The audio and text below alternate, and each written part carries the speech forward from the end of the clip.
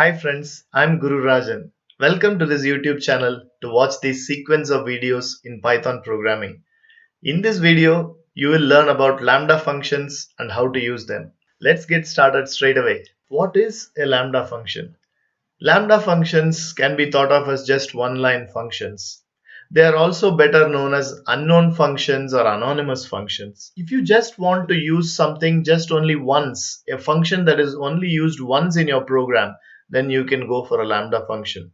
And they just behave like a normal function. Nothing very special about it. Only thing is they are just one-line functions. Now, I will give you four contexts, four places where you can use the Lambda functions. The first one is a simple context. Here, I am using a Lambda function just for calling it once. So this is Lambda, which is an unknown function, and you can see that it takes three arguments. And this Lambda function takes three arguments, and this is the expression or the definition of that function. So it can only have only one expression. So, and this Lambda function is assigned to a variable, and I'm using that variable and passing the arguments 3, 5 and 4. So the 3, 5 and 4 go and sit in A, B and C, and then they get added up here, and then the value of the sum of the three values get printed. So this is a simple context where you can use a Lambda function. The other way in which other place where you can use a Lambda function is in a simple filter function. There is a filter, and a filter takes a function and an iterable.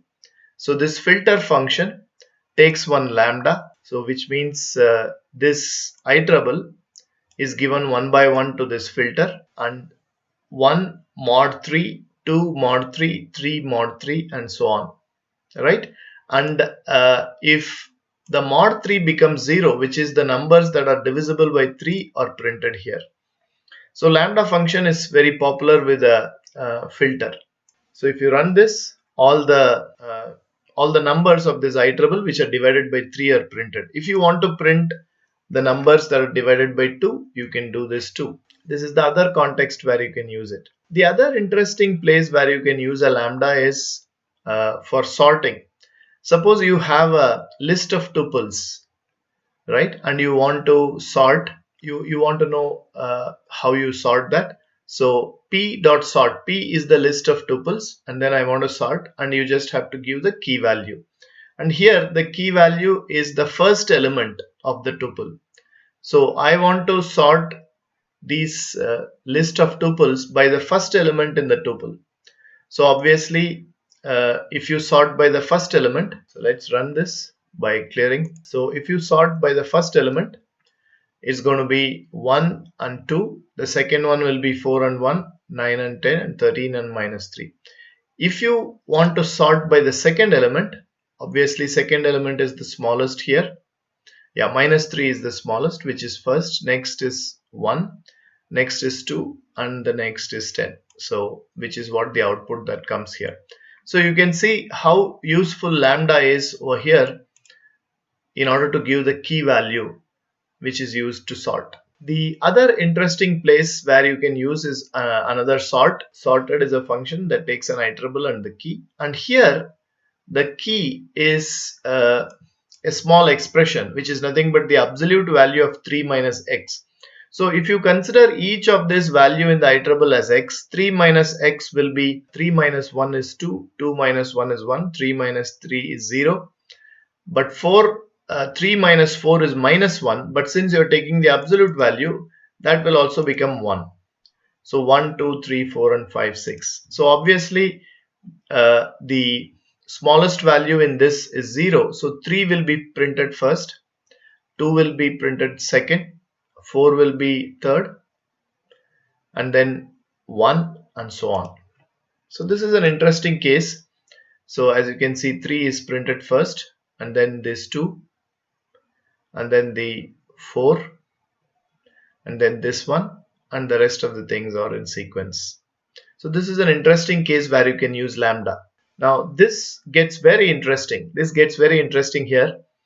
So I have a function that returns a lambda. I have a function called transform and it returns lambda. So when I call the transform function with a number 2, which is taken as n, so the lambda becomes lambda x colon x power 2. So lambda x colon x power 2 is returned to return val. So once you return it to return val, now if you call return val with 4, so what happens is now I have a lambda function 4 double star of 2, which becomes 16. And then next time return val of 5 means lambda of 5, which is 5 double star of 2, because this 2 was stored here the first time we called transform.